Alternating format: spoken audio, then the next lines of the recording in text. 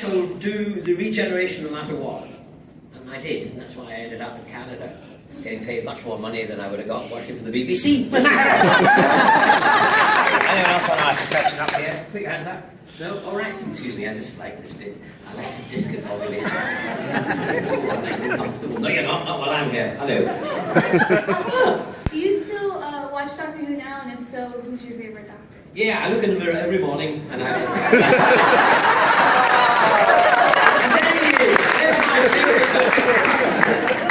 Well, I don't see a lot of it because I'm traveling a lot. I'm in the hobby, you know. 5-ish Doctor's reboot. Anyway, that's kept me very busy. When I was in New Zealand, Doctor Who was in England, Scotland and Ireland and Wales, and when I was in England, Scotland, Ireland and Wales, Doctor Who was being shown in New Zealand, so I never saw a lot of it, bits of it. I pop in every now and again just to keep up with, see if they're doing a good job. And, you know, that's fine. You're late. Hi. So why are you late? Have you got a note from me? Have you got a note from the teacher? Hi. Oh, Scottish. She said hi. Anyone else want to ask a question? Yeah, there's a person way over there. Let's go someone that's far away. You did that on purpose. I just wanted to ask, do you have your spoons with you? And if you do, I don't have them with me. I have no spoons, I'm sorry. Yes, all they sell, I was trying to steal them, but all they have is plastic spoons here. There's no, and I thought maybe someone else might have stolen some spoons, but they haven't, have they? You haven't stolen spoons, have you? No. Anyway, maybe we could all go out and raid a restaurant. What Tolkien character would you pick to be your companion if you were the Doctor? What Tolkien character would I pick to be my companion if I were the Doctor again? Evangelina Lilly. Oh, that's not a character, is it?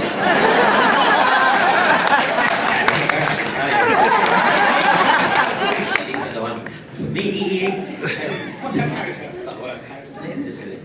She's just a rather feisty, beautiful girl. Is it a secret you can reveal about The Hobbit? Will we be seeing a lot of Radagast?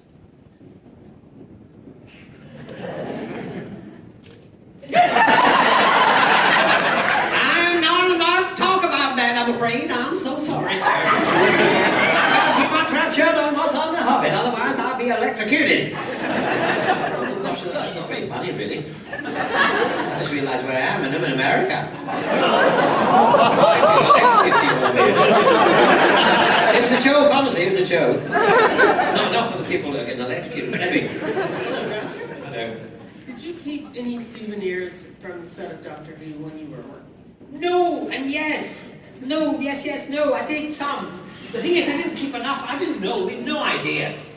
I mean, it only lasted 25 years. You didn't think it was going to last 50. Anyway, so I never nicked anything. Although, by chance, I ended up having my own costume and 2 of the 3 umbrellas, the 3 original umbrellas, in my house because they gave me the costume. They had a few costumes, you know, for, you know, in case it was a bit muddy and, you know, continuity and had to change and all that stuff. And they also gave me a costume for public appearances. And so when they cancelled it, they forgot to ask for that costume back. I haven't told them yet. Keep your eyes shut, don't tell them. The BBC will send me a bill or something. I got the umbrella, I said that. I've also got the spoons. The ones I played in, you know, the original, you know, Doctor Who thing. The one that I found in the, you know, the engine. So I heard from one of the other books about something about you and ferrets in your pants. What is that about? Ferrets, yes, ferrets. Well, one of the very first shows I ever did was called An Evening with Slyvester McCoy the Human Bomb. Now that's not funny anymore, but it was funny then because no one had come up with the idea of doing it for real. Which is, I mean, we couldn't honestly, but it was called An Evening with Slyvester McCoy the Human Bomb. My real name is Percy James Patrick Kent Hyton Smith, and so I was when I got the job as Slyvester McCoy, the director said it'd be really good if the audience believed that my character was real, and said, "Would we in the if we put it in the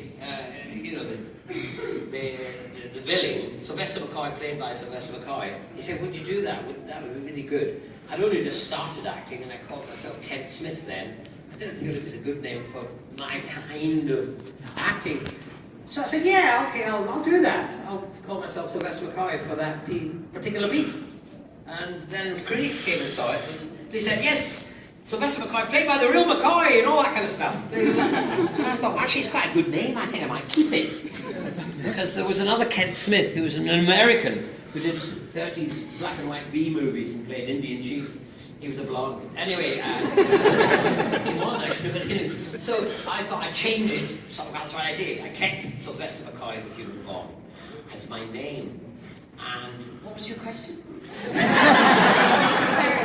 Actually, what was it about my ferrets? Oh yes. Well, and in order, so we invented this character, and we'd done a circus just before that. And I said to Ken Campbell, who ran this thing, we should use those skills we learned in the circus to make a show, which we did. And so the idea was that I was a skinny little fella, and I would be the stunt man. So all the stunts, I'd bang a nail up my nose, I would explode bombs in my chest, I'd set light to my head, I'd blow fire, I'd nut potatoes into 1,000 pieces, I would lie on a bed of nails, I'd have bricks broken on my chest. You know, the usual common everyday thing that an actor has to do. And so that was my character, and we wanted to invent our own stunt to give to the stunt world. And so Ken Campbell, who was the director, kept ferrets. They were his pets. And he'd heard about this kind of story, apocryphal story about a barman in Stoke-on-Trent who had been bet 10 shillings that he couldn't keep a ferret down his trousers, and he lost. So that was the kind of inspiration. So we decided that we would create a stunt where I would try and break the world record in the Guinness Book of Records of putting the ferret down my trousers. Now this was all lies. There was no Guinness Book of Records record of that, but we pretended there was. And we made a whole big stunt, a whole act about bringing on ferrets, and the guy, the ferret handler in a white coat with a cage, and he had a piece of metal on his nose, like, protect him from the ferret biting his nose, all that kind of stuff. We did, and then we'd stick the ferret down my trousers, and I would try and break my world record, and fail.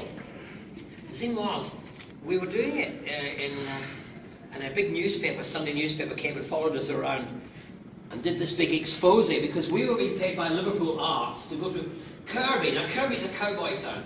Not many people come out alive. And so we went in, they sent in the Liverpool Philharmonic Orchestra, and they lost about 5 of them, I think they were eaten by the Kirby people. Dying! But it was a wild town. And so they sent us in because we were kind of wild, humour, visual, easy to grab hold of. And we were very successful. We worked to workers' clubs and pubs and everywhere in Kirby, but we were being paid by Liverpool Arts to do it. And the exposé in the paper was, this might be fun, but is it art? And that was their attack on us. But they described ferrets down the trousers. And suddenly, overnight, people all over Britain started sticking ferrets down their trousers. And it was only we'd invented it was a joke. I mean, I used to have a special pocket down my trousers to protect me from them. But no, they were people on the television with 25 ferrets down their trousers. And very red faces, I can tell you as well. And I'm the father of 2 sons, and they came after that ferret thing, so it's all right. Nothing happened between me and the war. That was it. That was why I did ferrets down the trousers. Hello. Hello. What was your favorite memory from filming the 5-ish Doctors reboot? Favorite memory? Can't remember. All of it, really. It was great fun. It was Peter Davison. I mean, he's the genius behind it. He wrote that, he directed it, he edited it, and he did a wonderful job, I thought. He really did a great job. And his sense of humour was just joyful. It would kind of... But I suppose the funniest bit for me was when I asked Peter Jackson if he would do it. And he said, yes, I'll do that. And then I didn't see what he did because I'd actually had run away from it. It's all true, really. Every bit of it is true. Anyway, I ran away from the film to try and break it for the 50th anniversary and ended up under a sheet, as you know. Anyway, so for me, though, the funniest bit was watching that scene where he goes up to Ian McKellen and says to Ian, Sylvester's gone. And he says, Sylvester who?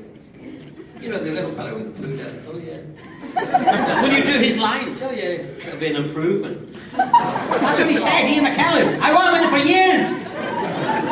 How did anything say that about me? I mean, okay, he was right, but anyway. You didn't have to say it. No, when I saw that scene, that made me laugh a lot. It made me laugh a hell of a lot. I haven't seen Ian since then.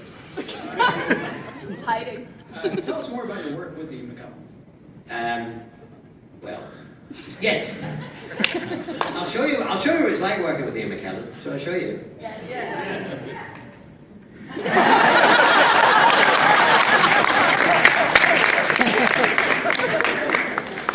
I did King Lear with Ian, with the Rochester Company, and Trevor Nunn directed it. And we toured the world. It was a year and a half we worked together, going around the world. And then we made a little video recording or DVD recording of it. It was astonishing working with him because he is this amazing actor who, you know, and in fact we were very similar in our technique, in the way that a lot of actors prepare and know what's going to happen immediately when they go onto the stage. They know. Whereas with Ian, and also with myself in a way, you kind of step off as if you're about to step off a cliff and see what happens if you fly down. And you don't know what precisely is going to happen. The same lines will be said, the same movements, but the emotions and how it was reinterpreted is... and so working with him was great, and it was really... didn't quite know what was going to happen, so you're always on your toes. I was on my toes anyway because he was so tall. So that was 2 toes. That was 2 toes performance. But there was once where in it I did this I invented, I adapted. In Shakespeare, the fool gets an egg and he splits it in 2 because that's what King Lear has done. His country, he's split the country in 2, given it to his 2 sisters. He's banished the other one. So he's given, and so the fool is making a point how this is ridiculous. And lots of people have used things like, you know, rubber eggs, taking an egg from behind his, you know, and doing egg things. And another actor, marvelous actor, he did a real egg. He had it kind of cut so it would break, and then he would swallow the inside and do all that. Whereas I noticed that Ian was sitting down, and I thought, I know what I'll do. I'll get a rubber egg and I'll slip it under him without him knowing, under the king. And then when I come to do the egg thing, I'll get him to stand up and go, because not only has he split his kingdom, but he's laid an egg. Literally and figuratively. Now that was my joke, that was me, I was so proud of that. Now that was great, so I got him to do that. And Ian, I don't think he enjoyed it too much. But anyway, one day we were in America, at BAM, in New York, and we did the egg business. He stood up, and there was no egg. Couldn't find the egg. Where's the egg gone? And I was looking around all over the place. Where's the egg? Did it roll off? Because it was a rubber egg. Where is he? And then suddenly he went, oh, yes, I am looking for this. And he threw it up in the air. He had the egg in his hand. And it bounced on the floor before I could catch it. And then I caught it as it came up and I said, look, Uncle, the floor is made of rubber. And he walked off the stage and he said, I'm never doing that again. And I thought, no, you are not going to do that again. What's been your favorite part or the hardest part about working with The Hobbit? My favorite hardest part? Favorite or hardest? Oh, my favorite or hardest? Gosh.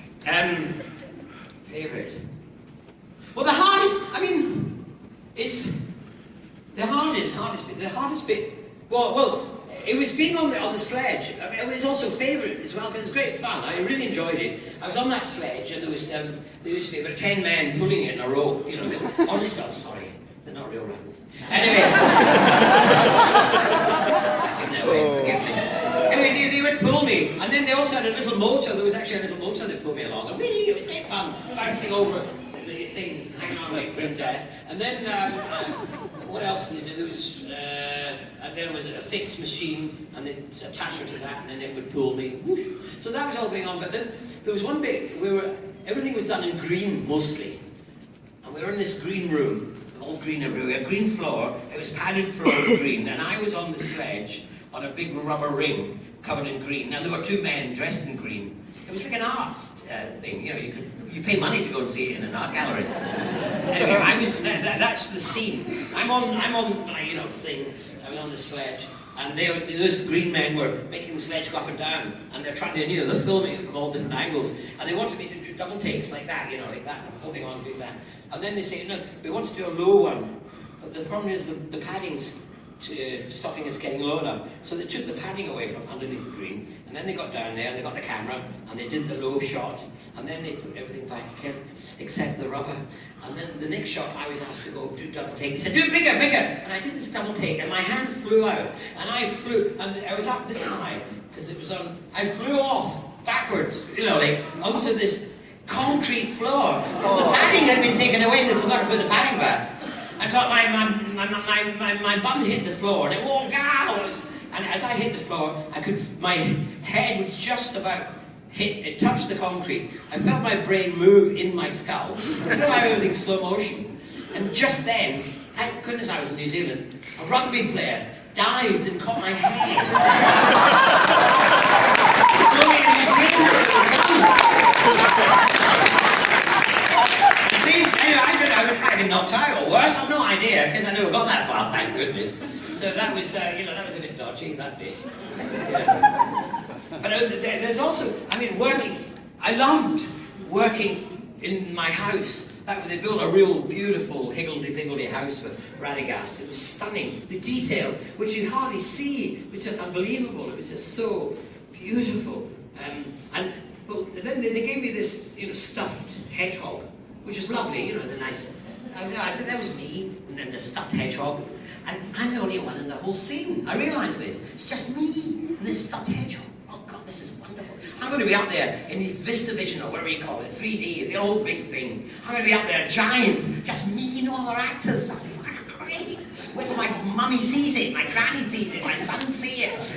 Great. Anyway, I go along, I sit down, watch the film, and what do I see? I see a hedgehog. Bloody upstaging little blackguard. Created by the wizards of Weta. They made the child sweet little thing. All you can look at is I just want to kill the thing. Stole my heart. It was 90. Every happy days. And you to add, into the injury of it all. I was talking to Richard Taylor, who is the great genius in Weta. He makes all this stuff. He's amazing, wonderful, lovely man. And I was going around and saying goodbye to everybody, and they've made, which is now out, you can get it somewhere, a statue of Radagast, It's a very nice statue, but they hadn't finished it then. They were just putting bits together and they were showing it to me. And so Richard was taking me around. He said, look at that statue. That's what we're going to have. This will be coming out soon. It's great. And he said the most popular request statue. I thought, the most popular request is the hedgehog.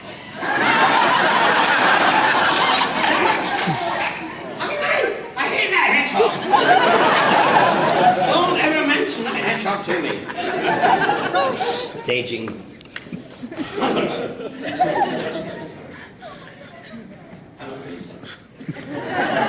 I'm a snake boy. Hello. I was wondering, what was your favorite part or favorite episode of when you were the 7th Doctor? Say favorite parts, say favorite. Well, you see, it's very. I look at it from where I am inside the television, looking out at you, picking your nose, watching it. It's very different perspective, really. Things stick in mind that maybe you wouldn't know or want to see. But there was one. The one that really jumps to mind is we were doing survival, and survival was what. It was set in a big sandpit in Britain. I call it the desert of Dorset because it's huge, mile by miles of sand. And it was like making a spaghetti western because it was over 100 degrees Fahrenheit, which in Britain is, here it's common, but over there it's unusual. So it was very warm. We were working for the BBC. The BBC don't spend any money on, protecting you from gales or snow or, or anything, or sun. They're not used to sun anyway, so they don't know.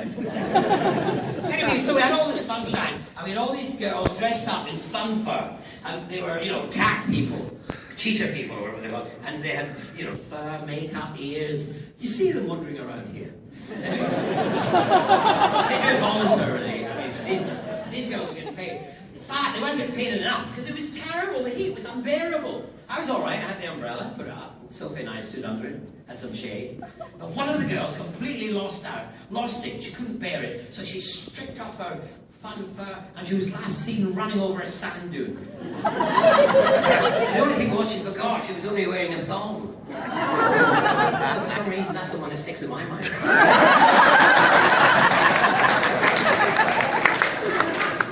Anyone else stands up? Oh, they're up there, yes.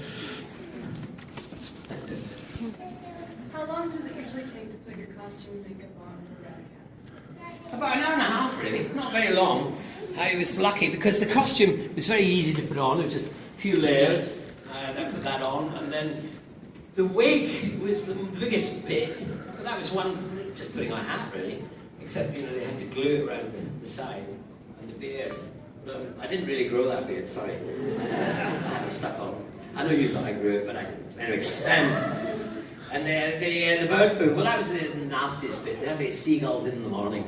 I didn't like that bit really very much. Sometimes they missed. No, it was makeup, so... Anyway, but it didn't take that long, really. The nose was stuck on, that was slightly bent, and the ears, which you hardly ever saw, was stuck on. There was a funny little tooth, which made my bird whistling difficult. What else? That was it, really. Not very long. Another TARDIS. With the changes that Stephen Moffat has made to Doctor Who, how do you compare when you were in it versus Stephen Moffat's Doctor Who now? Do you like that? Hate that? Well, it's quite interesting you should say that, really, ask that question, because I mean, I haven't seen a lot of Doctor Who since I left it. Because of the nature of the work I do, you know, you have to, every time I've recorded anything, I've got a wall full of videos. That's how old I am, videos.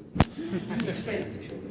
Anyway, I got this wall full of videos, and I've never watched any of them. I mean, I would recorded things, I must watch it, and I never do watch. So I've given up recording, so I don't watch anything. I just watch it, but put it on. If whatever's on, that's what I watch. Except for now Netflix, you can do it differently. But anyway, so I haven't seen a lot of it. But at the 50th anniversary, Peter Moffat took me aside and said to me something really rather wonderful, really. And I mean, I considered it. It hadn't come through my mind at all. He said, I want to say that your doctor was the doctor who changed everything. He said, you moved the doctor away from being cartoon-like. Well, he wasn't being negative, he was, you know, meaning that like, more like that, and turned it into something else, darker, more mysterious and dangerous. And he said that has inspired the new doctors, you know, the new producers, inspired him, and perhaps Russell T. As well, I'm not sure. But I had never thought of that. I was actually rather, I thought, wow, I'm so pleased, because I always felt a bit sad about the fact that I was the guy who nearly killed it off. You know, I was the last doctor, really, before, and so I always thought, oh, what a shame. But then for him to turn around and say that made me feel quite proud of the fact that I didn't kill it off. I tried very hard.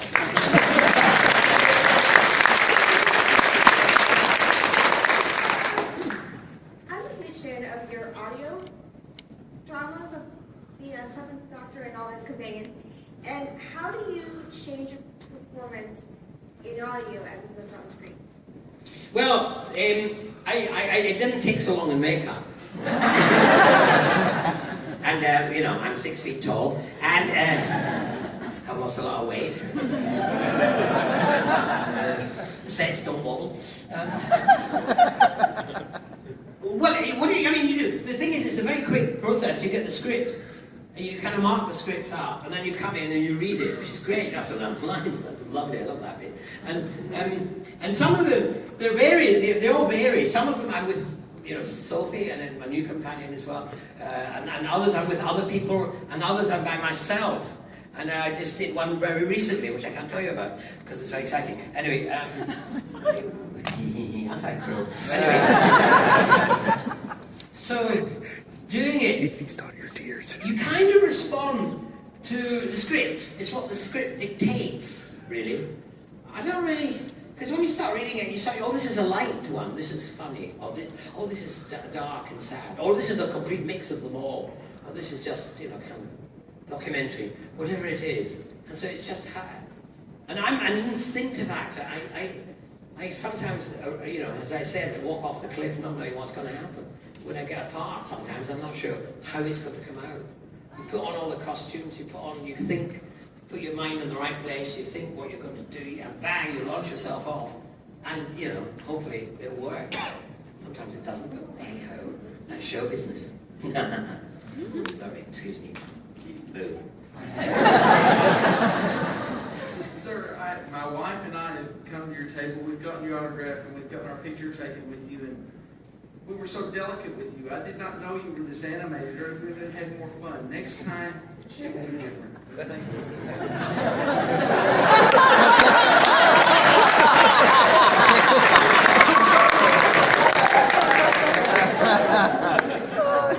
Next time I'm going to wear armor then.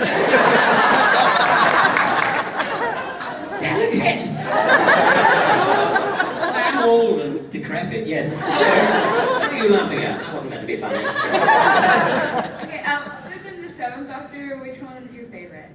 Who's my favourite Doctor? Well, yes, I suppose, I think I defined this many years ago when I said, I think your first Doctor tends to be your favourite, the one that attracts you to it. You kind of stick with that. It's like your first love. You always remember that first love, and you kind of, even though you go and fall in love with many other people, there's something really special. And so that's the kind of my thought on the Doctor. And my first Doctor was Patrick Troughton, who I first saw. He was the one that attracted me to Doctor Who way back in 1960, bewilderingly. So he was my favourite. I must, although going through there are, I mean, Tom is amazing, and John Pertwee was, they're all got individual qualities that are really quite marvellous, really, and it's amazing that they've found so many different actors who are so different, and yet at the same time, they are the Doctor. And there's a common thing going through, but each one is totally different from the others. I was also very attracted to the idea that, you know, Doctor Who was an older person. It seemed to be quite important in our, you know, pop culture that we should have, you know, we've got superheroes. We've got the ones that wear their underpants outside their trousers, and you know, use brawn and, you know, to defeat the enemy. So it was always really great to have a superhero who used his brain. And it also was quite old in a way. And I thought this was good for society, especially in the Anglo-Saxon society, we tend not to treat old people with the respect that they get in other societies, like in Latin American societies and you know, Mediterranean societies, where people are, old people are treated really rather well.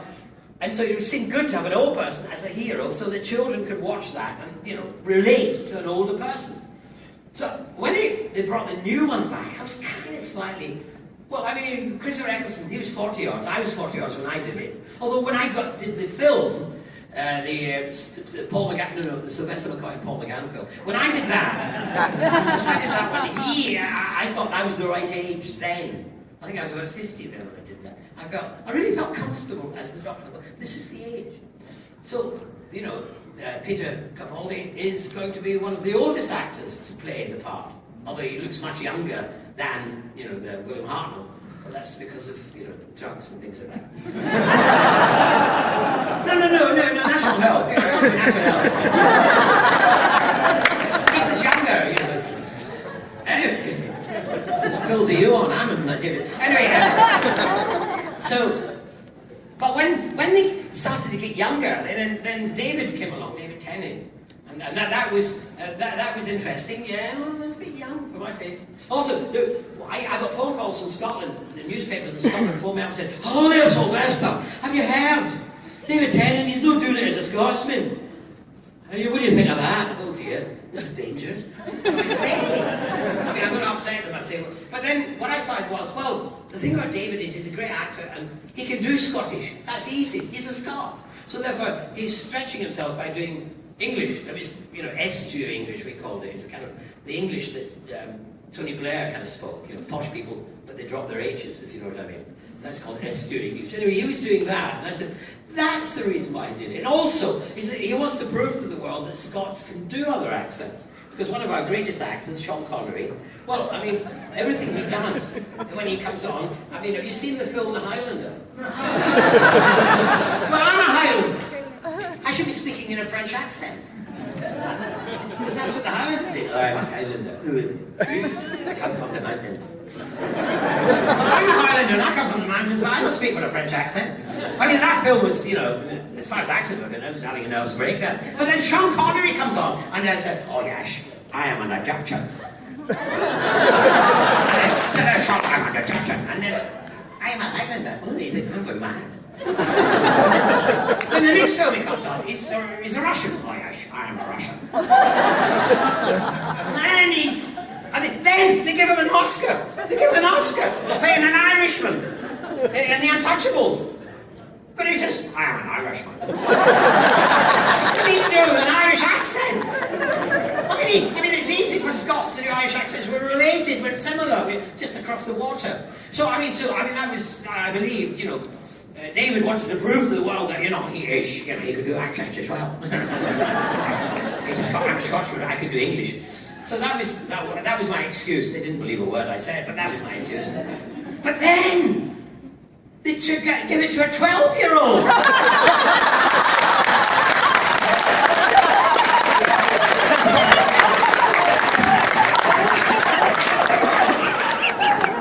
A giant 12-year-old. I must admit, I mean, I was really, when I heard that, I thought, oh no. But when I saw Matt Smith, I thought he was brilliant. He's got this amazing face. I mean, you believe he's got a face that lived for 950 years, even though he's a young person. He did it very well, he was great. And he's a lovely bloke. I didn't meet him until we did the 5-ish Doctors reboot. And we were down on the set, and he was just finishing up doing his last bits and pieces in his Doctor Who. And he reminds me of an Afghan hound puppy. No, he is this lovable man. He comes bounding up to you, his tail's wagging. He puts his hands on your shoulders and he licks your face. He's just the loveliest bloke. I mean, I was thinking actually, what one should do is try and actually work out which dogs fit which doctor. That's very interesting. There's a thing for you to do. Work it out. Let me know. I think Afghan Hound is definitely the one for Matt. He's a lovely man. Are you putting your hand up way over there? Yes, let's destroy these people's cover.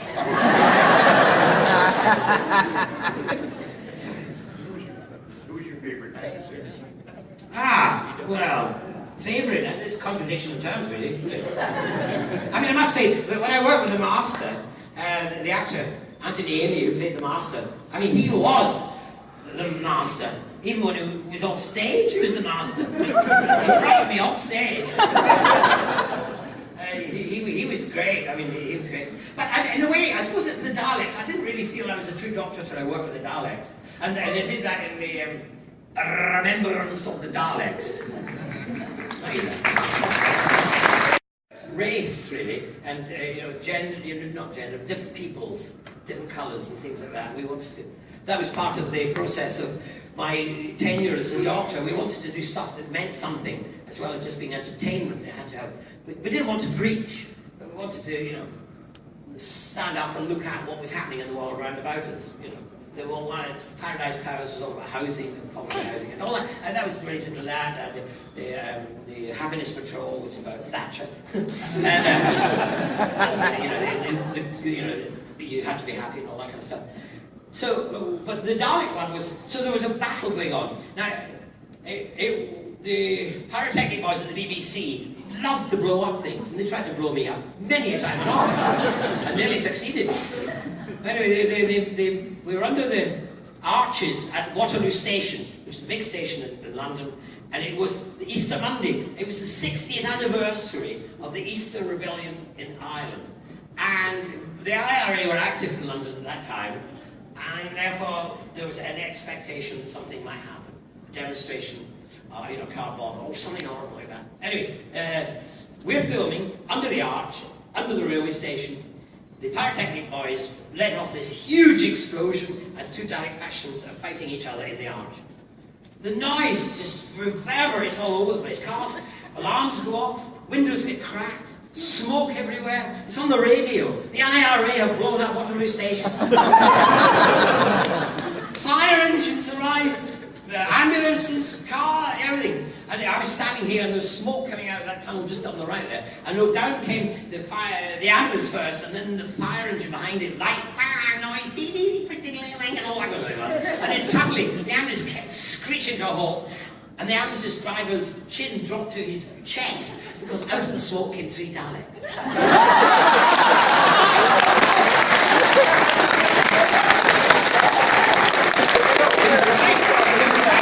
I can tell you, it's amazing. And if you didn't hear that we had Irish accents. Exterminate. How much leeway did they give you in creating your doctor, and how much was the writers, and did you have say in things like the stories and how you interacted with your companion? Yes. Well, actually, I was given quite a lot of freedom. Partly because by then the producer who had been producing it for a long time, he wanted to go off and do something else. He was still very involved in the actual working of it, the running of it, but he kind of moved back from that side of it. Also, his luck at having the new script editor, Andrew Cartmel, he was a Canadian and he was kind of new to it, and he was young, and so we both had the same ideas about things. Again, that bringing in the underlying political thing and all that, we wanted to write the line that would bring down Thatcher. We never did, but that kind of was our ambition, and various other things like that. So he and I used to meet and talk about it. When I first did it, I had this distant memory of Patrick Troughton. I thought it was comedic, and my normal instinct was to do it in that kind of light way, slightly Chaplin-esque, Buster Keaton way. But then I suddenly realised, no, this part is amazing, and you can go and do so many things with it. You can mine so many different emotions, and therefore I went to Andrew and said, I'd like to what do you think? Can we darken it a bit? Can we move it this way? And he said, yes, I agree with you, I want to do that. And he'd come to me with ideas. At the same time, at that time, my grandmother had reached 100, and in those days, that was, quite old then. Many hundred people now. Hundreds of them. Anyway, then there weren't many, and I went to visit her on her birthday, naturally, and she was great. She was sharp as a button. But there was something about, she gave me the feeling of being 100, living that long, and all she wanted to do was just go to sleep. That was it.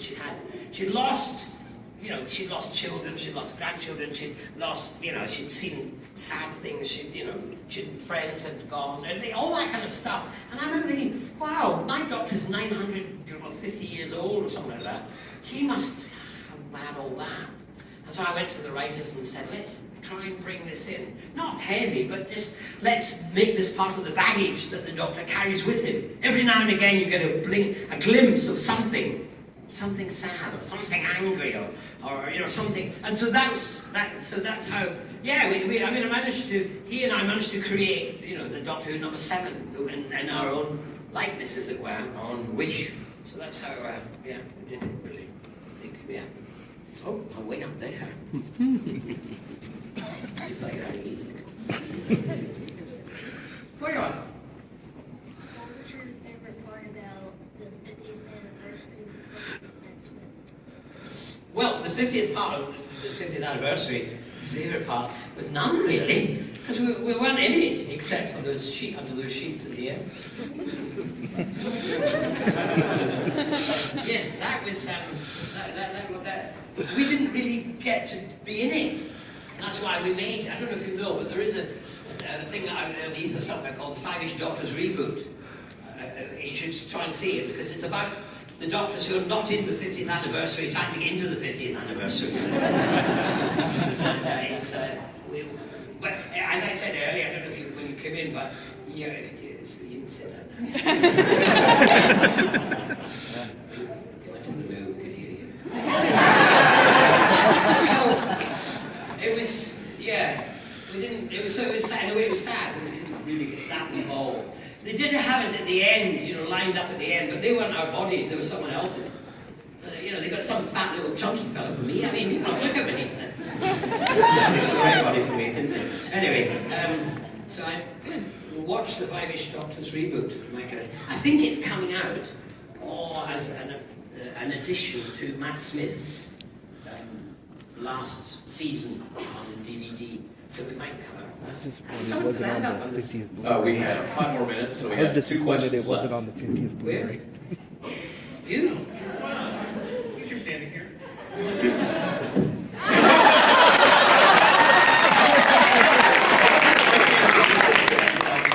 What was it like getting cancelled? It was horrible. Cruel. Bring it all back. I said, yeah, come on. I come all this way. You asked me that question. Break my heart. No, actually, what happened was we had no idea. I had no idea that it was going to be cancelled. When we finished filming, they gave us this extra scene, which is now, you know, a very lovely scene of us walking away, Sophie and I, and talking about tea and things happening on other planets. And that, I didn't know, but that was meant to be, you know. But it was not meant to be cancelled, it was meant to be put in hiatus, because I think, we never quite got to the bottom of it, but a film company wanted to make a film of Doctor Who then, and they didn't want it to go out on television while they were doing it. So the deal was, they take it off, and then they make the film, and then they bring it back again. But then they took it off, put it in hiatus, and then forgot to bring it back. For 9 years, and that's how it kind of worked. What happened was that the producer phoned me up later in the year, I think it was August or September, and he said, hello Sylvester, I just phoned you up to tell you I sent you a letter. For those young people, letters, you're right. Anyway, he sent you a letter, and I said, oh right, why phone me up and tell me, you know. And then he said, I suppose I better tell you what's in it. And I thought, well, why write the thing in the first place? So he told me that's what they were doing. They were putting the show into hiatus, and that's when I found out. I was upset, but I'm an actor, and actors are used to things stopping. You know, nothing ever goes on forever, it always changes, and you're used to change. And, you know, sometimes you do things and you think, oh, I wish that would carry on, but it doesn't. And then you just, you know, you're so used to it, you focus on other things. So that's what it was like. I was disappointed for a little while. And then Sophie and I were, you know, we'd got to know quite a lot of fans, and they wanted to keep it going. So we made pirated videos of Doctor Who. We called them the Professor, and you know, and they all got together, and we kept it going because they wanted to. And then the audios started to grow. You know, we would record Doctor Who audios in someone's bathroom, and you know, things like that. And now, Big Finish has become hugely successful. It's now got studios and it's doing amazing audio work. For those who don't know it, you should, especially in America, where you drive hundreds of miles. Big Finish is something you should get if you like Doctor Who, because there are great stories. You know, some of the best writers who are writing for Doctor Who at the moment on the television and in the past are writing for Big Finish. And also some of the best actors in Britain are in Big Finish as well. So it's kind of, so we kept it going, Sophie and I, and the fans. And then and people kept saying it'll never come back. And I kept saying, yes, it must. It has to. Because I thought, it's mad. Because this thing, economically, was... The BBC could make it for nothing because it made enough money for it to pay for itself. In those terms, it was just taken off because, partly because the people who ran it they wanted that slot for themselves to do what they wanted to do in it. And the thing about long-running television programs, especially the BBC, is that you only make your name at the beginning of it. Verity Lambert made her name, but no one else could really make their name afterwards. So the only way to make your name is to get rid of that and make a new one, and then make your name. So that's another reason why it went. It was 30 years it had been going, and they wanted that spot. So that was it, it'd gone, and I was sad. But then it came back, and I'm happy.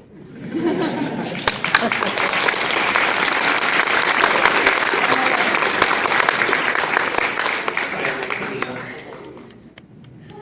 She was yawning. Sitting in the front row yawning.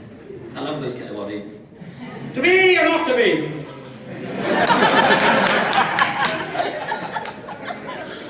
All right, sorry.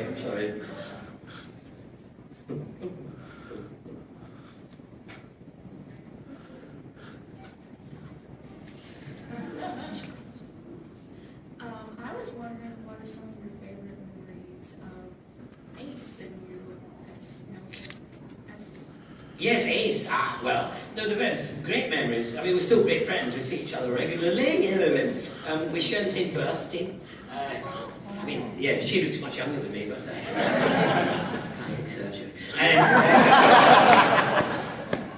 We've got the same birth date, not the same age. Anyway, Ace, well, when she first arrived on the set, I knew immediately we were going to be great mates. I mean, she's a stunningly beautiful young woman. She reminded me of Ingrid Bergman. You know, she looked like a young Ingrid, but she was this beautiful girl, and she laughed at all my jokes. Yeah, we were on to a winner immediately. And she still laughs at my jokes. She must be mad. So, you know, working with her has been a delight. We've got on, you know, got on really well. We had the same sense of humour. Our politics was similar. You know, our beliefs and all that kind of stuff all fitted. You know, she was just a wonderful young human being. She still is. I mean, she's amazing. And she does have a painting in her attic, and I'm sure she has. You see her? She looks so young now.